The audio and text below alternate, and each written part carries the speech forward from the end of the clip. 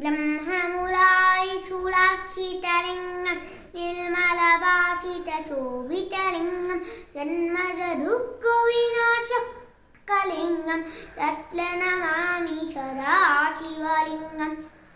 देवमुनिप्लवरार्चितलिङ्गं कामरहनुकलुनाकललिङ्गं लावणदल्पविनाशकलिङ्गं तत्प्रणमामि सदा शिवलिङ्गं सर्वसुवर्णसुलेपितलिङ्गं बुद्धिविवर्धनकारणलिङ्गं चित्रशूलाशूलपण्डितलिङ्गं तत्प्रणमामि सदा शिवलिङ्गं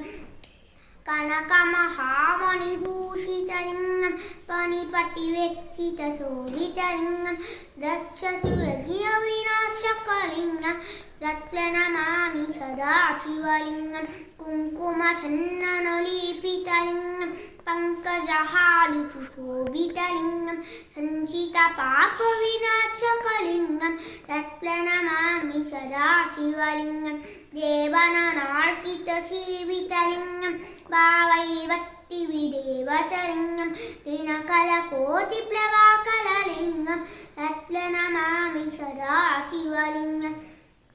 अक्षरयोपरिवेक्षितलिङ्गं सर्वसमुद्भवकारणलिङ्गम् अक्षरलिङ्गविनाशकलिङ्गं तत्प्रणमामि सदा शिवलिङ्गं